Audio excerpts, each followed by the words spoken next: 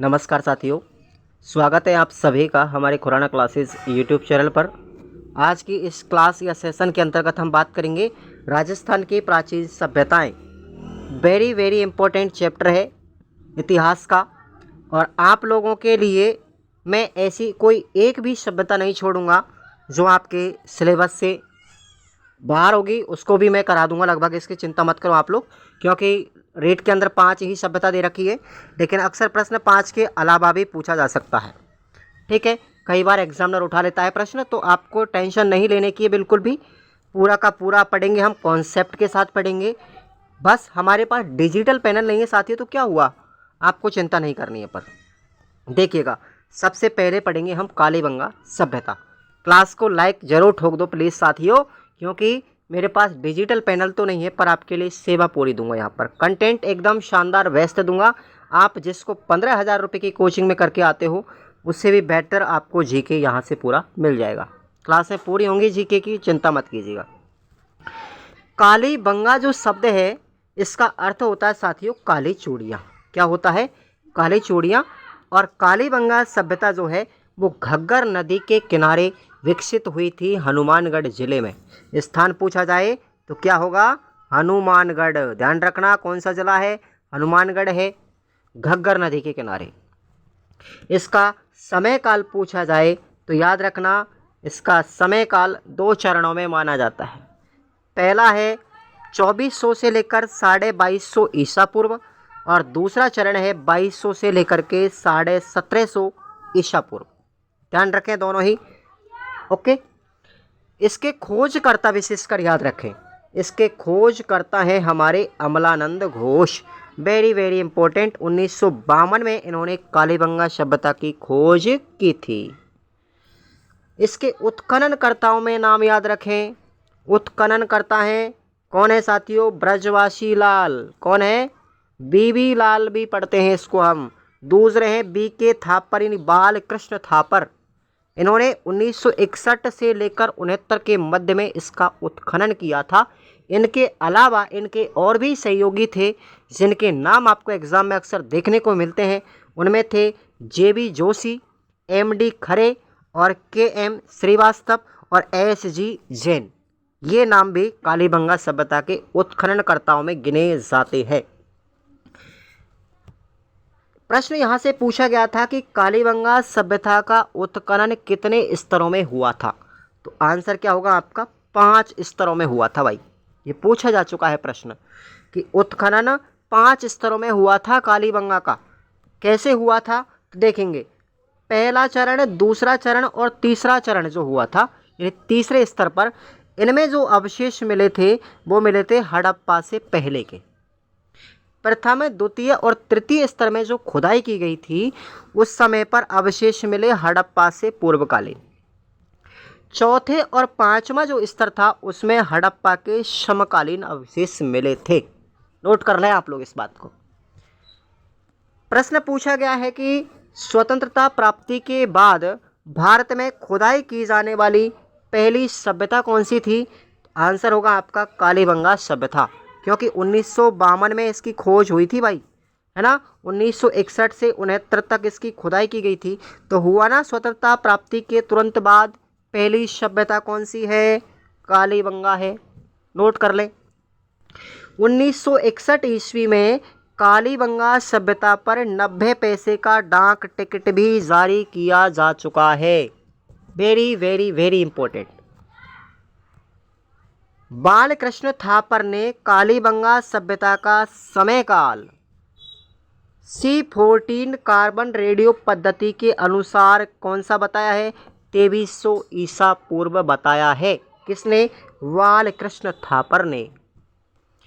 अब देखेंगे, प्रश्न इंपॉर्टेंट है। डॉक्टर दशरथ शर्मा ने कालीबंगा सभ्यता को सैंधव सभ्यता की तीसरी जननी कहा है। नोट कर लो मेरे साथियों, बहुत अच्छा प्रश्न है। सैंधव सभ्यता की तीसरी जननी कौन सी है? कालीबंगा सभ्यता है। किसने कहा था? डॉक्टर दशरथ शर्मा ने कहा था। आया ना मजा? उसके बाद है KUR केनेडी। इन्होंने भी क्या कहा था? कि इस सभ्यता के विनाश का कारण किससे हुआ है? संक्रामक रोगों से हुआ है। ये सभ्यता किससे खत्म हुई है? इस सभ्यता का विनाश हुआ है संक्रामक रोगों से। ये बात किसने कही थी? KUR केनेडी ने कही थी। कालीबंगा सभ्यता को दीनहीन सभ्यता के नाम से भी जानते हैं। ये इसका उपनाम आपको याद रखना है। कालीबंगा सभ्यता को दीनहीन सभ्यता भी कहते हैं, याद रखेंगे। अब काली सभ्यता की खुदाई के समय पर क्या क्या चीज़ें मिली थी वो ज़रा आप लोग नोट करेंगे, और यहाँ से प्रश्न बहुत बार पूछे गए हैं। सबसे पहले यहाँ पर 2 रेत के टीलों का प्रमाण मिला। 2 रेत के टीले कालीबंगा से मिले। जुते हुए खेत के प्रमाण भी मिले। जुते हुए खेत, ध्यान रखना, हल के प्रमाण भी मिले थे। यहाँ पर मिश्रित कृषि के परिमाण मिले। क्या मिले? मिश्रित कृषि यानी 2 फसलों के प्रमाण। ये भी पूछा जा सकता है। 2 फसल एक साथ की गई थी, उनके प्रमाण उन फसलों में कौन कौन सी थी? गेहूं और जौ। ये 2 फसलों के प्रमाण भी कालीबंगा से मिले थे। माप तोल के बांट और आभूषण भी यहाँ से मिले थे। कालीबंगा सभ्यता से नगरीय सभ्यता के अवशेष भी मिले थे। इसलिए इस कालीबंगा सभ्यता को क्या कहते हैं? नगरीय सभ्यता भी कहते हैं मेरे दोस्तों, अच्छे से याद रख लेना। यहाँ पर एक चीज़ और नोट करो, ये प्रश्न भी इम्पोर्टेंट है। यहाँ पर चेम्सफोर्ड पद्धति या ग्रिड पद्धति के ढंग में बनी हुई ग्रिड पद्धति की बनावट में यहाँ पर सड़कों के आकार अवशेष भी मिले हैं। सड़क किस तरीके से बनी हुई थी? चेम्सफोर्ड पद्धति में बनी हुई थी, ग्रिड पद्धति में बनी हुई थी, समकोणाकार पद्धति में बनी हुई थी। मतलब एक रास्ते से आप चले जाओगे तो वो रास्ता कभी बंद नहीं होगा, दूसरे में जाकर के मिल जाएगा। इसको बोलेंगे चेम्सफोर्ड पद्धति। लकड़ी से निर्मित नालियों के साक्ष्य मिले। नालियाँ किससे बनी हुई थी? लकड़ी से बनी हुई थी। मकान की छत भी लकड़ी से बनी हुई थी। मकानों की जो दरवाजे थे वो पीछे की ओर खुलते थे। ये भी चीज़ें वहाँ पर मिली। यहाँ पर मात्र सत्तात्मक समाज था, जैसे आज वर्तमान में हमारे भारत में पितृसत्तात्मक समाज है, लड़के को वरीयता ज़्यादा दी जाती है। ऐसे ही पहले कालीबंगा सभ्यता में मात्र सशक्तिकरण था, मात्र सत्तात्मक समाज था। और यहाँ से मिले एक सिक्के पर एक तरफ महिला का चित्र था और दूसरी तरफ व्याघ्र का चित्र था। व्याघ्र, ध्यान रखना, बाघ का। यहाँ से 7 अग्नि वेदिकाएं भी मिली। 7 अग्निकुंड या अग्नि वेदिकाएं भी मिली थी, याद रखना, इंपॉर्टेंट है ये लाइन। इस सभ्यता से शल्य चिकित्सा के प्रमाण भी मिले। और क्या मिला भैया? 6 छिद्रों वाली कपाल खोपड़ी भी मिली थी। और आपको याद रख लेना है, 6 छिद्रों वाली कपाल खोपड़ी कहाँ से मिली? कालीबंगा सभ्यता से मिली। और मिला था यहाँ से हाथी दांत की कंघी मिली, युगल समाधियाँ मिली, स्वास्थ्य का चिन्ह भी मिला, ऊँट की हड्डियाँ भी मिली, मिट्टी से बना हुआ कुत्ता मिला और वृषभ आकृति भी मिली। बेल की आकृतियाँ भी मिट्टी से बनी हुई मिली। यहाँ से दोहरी रक्षा प्राचीर के अवशेष मिले, ध्यान रखेंगे। बेलनाकार मोहरें भी मिली और अलंकृत ईंटें भी मिली। यहाँ एक काशीयुगीन सभ्यता थी, काशीयुगीन, ध्यान रखना। कालीबंगा कैसी सभ्यता है? काशीयुगीन सभ्यता है भाई, याद रख लेना। इस सभ्यता से सबसे पहले भूकंप के प्रमाण भी मिले। इस सभ्यता से शिरायु या अंडाकार कब्रें भी मिली। और कालीबंगा जो सभ्यता है ना साथियों, इसका जो प्रिय जानवर है वो कौन सा है? कुत्ता है। अब आप लोग मुझे ये बताएंगे, कालीबंगा जो, अब प्रश्न है आपका ये वाला, नोट कर लो, कालीबंगा संग्रहालय है ना, इसको लिख लेना। कालीबंगा संग्रहालय, मैंने लिखा नहीं है इसको, ये 1985 में स्थापित किया गया था। ठीक है, 1985 में कालीबंगा संग्रहालय कहाँ पर है? हनुमानगढ़ में है। नोट कर लो इसको भाई, है ना। यही तो फ़ायदा होता है कि नोट्स का रिवीजन करने के बाद आपको एक्स्ट्रा चीज़ें भी मिल जाती हैं। तो कालीबंगा संग्रहालय हनुमानगढ़ में, स्थापना 1985 में की गई थी। आप और कुछ भी नहीं पढ़े इसके अलावा। ओके, अब हम आते हैं हमारी गणेश्वर सभ्यता पर। गणेश्वर सभ्यता कहाँ पर है ये बताइए जल्दी से। गणेश्वर सभ्यता नीम का थाना, कहाँ पर है? नीम का थाना। और ये कांतली नदी के किनारे विकसित हुई थी।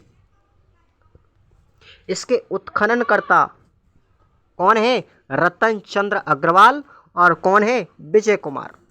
ये दो व्यक्तियों का नाम आता है। रेडियो कार्बन पद्धति के अनुसार इस सभ्यता का समय काल कितना है? 2800 ईसा पूर्व है, 2800 ईसा पूर्व। यहाँ से अधिकतर तांबे के उपकरण मिले, इसलिए गणेश्वर सभ्यता को ताम्र युगीन सभ्यताओं की जननी कहा जाता है। नोट कर लीजिए मेरे भाइयों, ताम्र युगीन सभ्यताओं की जननी गणेश्वर सभ्यता कहलाती है। गणेश्वर सभ्यता के लोग केवल और केवल तांबा धातु को ही जानते थे, इसके अलावा और कोई धातु का कोई हथियार ही नहीं मिलता उनके पास, तो तांबा धातु से ज़्यादा परिचित थे वो। और इम्पोर्टेंट लाइन, गणेश्वर सभ्यता से मछली पकड़ने का कांटा मिला था। मछली पकड़ने का कांटा मिला था गणेश्वर सभ्यता से। मकान जो थे वो पत्थरों से निर्मित थे, यहाँ ईंटों का प्रयोग नहीं किया गया था। ध्यान रखेंगे इस बात का, ईंटों का प्रयोग नहीं किया गया था। मकान किससे बने थे? पत्थर से। इस सभ्यता को पुरातत्व का पुष्कर भी कहा जाता है। नोट कर लीजिए मेरे भाइयों, पुरातत्व का पुष्कर गणेश्वर सभ्यता को ही कहते हैं। एक एक लाइन बड़ी बेशकीमती है।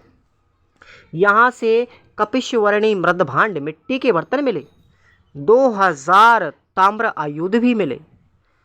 यहाँ से तांबे की वाणाग्र, फरसे, कुल्हाड़ी, प्लेट, तस्तरी भी मिली और पत्थर से बने बांध के निर्माण भी मिले। जो बांध बने हुए थे पानी के, वो किससे बने हुए थे? पत्थरों से बने हुए थे। पशु मिले थे यहाँ से, हिरण, गाय, बकरी, नीलगाय, इनके अवशेष मिले, है ना। उसके बाद आती है हमारी आहाड़ सभ्यता। आहाड़ सभ्यता कहाँ पर है? उदयपुर में है, आयड़ नदी के किनारे विकसित हुई थी। आहाड़ सभ्यता की बात करें तो इसके खोजकर्ता आपको याद रखने हैं। खोजकर्ता है इसके अक्षय कीर्ति व्यास, और इन्होंने खोज की थी 1953 में, 1953 में। उत्खननकर्ता इसके हैं रतन चंद्र अग्रवाल और विजय कुमार। याद रखना ये पॉइंट। और एक प्रश्न बनता है यहाँ से बहुत अच्छा कि आहाड़ सभ्यता का वृहद स्तर पर उत्खनन किसने किया था? तो HD सांखलिया ने किया था भैया, याद रखेंगे इस लाइन को। HD सांखलिया ने आयड़ सभ्यता का या आहाड़ सभ्यता का वृहद स्तर पर, इन बड़े स्तर पर, बड़े पैमाने पर उत्खनन किया था। आहाड़ सभ्यता का अर्थ क्या है? आहाड़ जो शाब्दिक अर्थ है उसका अर्थ है, शब्द का अर्थ है रेत का टीला। एक लाइन, आहाड़ सभ्यता को हम धूलरकोट सभ्यता भी कहते हैं, इसका स्थानीय नाम है ये। धूलरकोट सभ्यता इसी को कहते हैं। आहाड़ सभ्यता के प्राचीन नाम, इसको हम ताम्र नगरी भी कहेंगे, आघाटपुर भी कहेंगे और आघाट दुर्ग भी कहा जाता है। ये आघाट दुर्ग नाम किसने दिया? गोपीनाथ शर्मा ने दिया। आहाड़ सभ्यता के उपनाम देखेंगे, इसको वनास संस्कृति की सभ्यता, वनास संस्कृति भी कहते हैं, और मृतकों का टीला भी इसी को कहा जाता है। अब आहाड़ सभ्यता से कौन कौन से अवशेष मिले, जरा इसको भी एक बार आप लोग देखेंगे। लाल व काले रंग के मिट्टी के बर्तन मिले जो उल्टी तपाई की विधि से बने थे। यहाँ से टेरिकोटा पद्धति में निर्मित एक बैल के अवशेष भी मिले जिसको बनाशियल बुल की संज्ञा दी गई। बहुत अच्छा, बनाशियल बुल किससे मिला? आहाड़ सभ्यता से। मानक, लड़िया हार व कान के आभूषण भी मिले। यहाँ से यूनान की 6 मुद्राएं मिली और 3 मोहर भी मिली थी। संयुक्त परिवार के अवशेष मिले और 6 चूल्हों के अवशेष भी मिले थे आहाड़ सभ्यता से। 2 और 3 मुंह वाले चूल्हे भी मिले यहाँ से। पत्थर के सिलबट्टे और मैल उतारने के पत्थर ये भी मिले थे यहीं से। एक इंडो ग्रीक मुद्रा पर यूनानी देवता का अंकन भी मिला। आटा पीसने की चक्की मिली।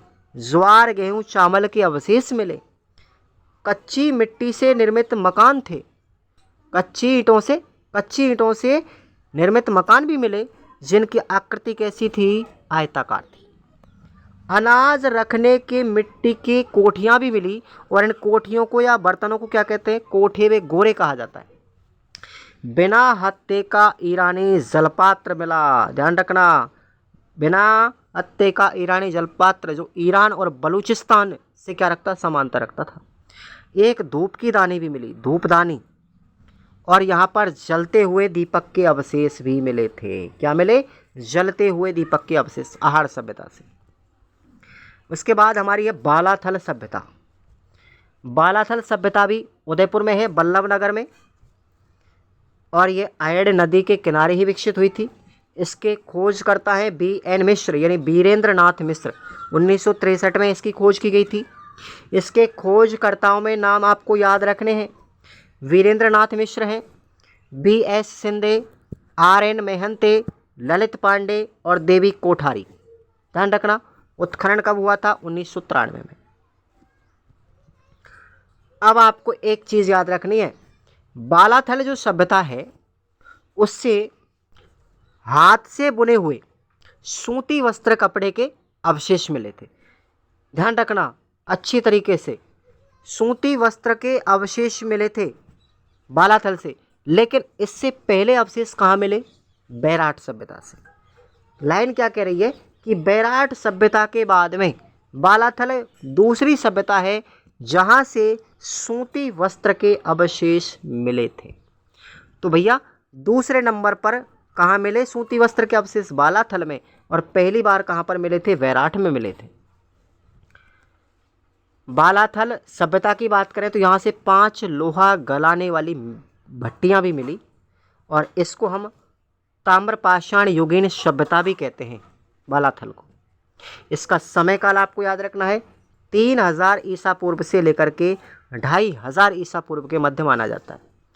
और एक इम्पोर्टेंट लाइन, बालाथल सभ्यता से 11 कमरों वाला मकान भी मिला था, भवन मिला था, 11 कमरों वाला भवन। पूछा जा चुका है ये प्रश्न। 2700 साल पुराना ध्यान मग्न योगी का कंकाल भी मिला, एक ऋषि का कंकाल भी मिला था यहाँ से। यह सभ्यता बनास सभ्यता से संबंध रखती है। इस सभ्यता से हड़प्पा सभ्यता के समान ही मिट्टी के बर्तन भी मिले। और क्या मिला, यहाँ से तांबे के आभूषण मिले, सांड व कुत्ते की मूर्तियाँ भी मिली थी। तो ये आप लोगों को इस क्लास में आज पढ़ाया। इसके बाद में अगली क्लास में हम राजस्थान की प्राचीन सभ्यताओं के आगे बात करेंगे। सेकंड पार्ट भी इसका आएगा, तो आप लोग तब तक बने रहेंगे और सब्सक्राइब जरूर कर लें चैनल को मेरे साथियों। कोई पैसा वैसा नहीं लग रहा आपका सब्सक्राइब करने में, ये सिर्फ एक मोटिवेशन है हमारे लिए, है ना। तो आप सब्सक्राइब कर लें और क्लास को कंटिन्यूटी बना के रखें। और इन नोट्सों को आप लोग मंगवा सकते हैं, 50 रुपये PDF आपको व्हाट्सएप पे PDF आपको डाली जाएगी। व्हाट्सएप नंबर आपको हमारा डिस्क्रिप्शन बॉक्स में दिया गया है और मैं स्क्रीन पर भी लिख देता हूँ। आप 50 रुपये दे करके इस हिस्ट्री की PDF आप लोग ले सकते हो, केवल हिस्ट्री की PDF, ठीक है। तो इस पर आप व्हाट्सएप मैसेज करें। अगर आप पेमेंट करें डायरेक्ट तो आप इसी नंबर पर पेमेंट कर सकते हो, ठीक है भाई। और आपको 2 मिनट में व्हाट्सएप पर मिल जाएगी। Thank you so much.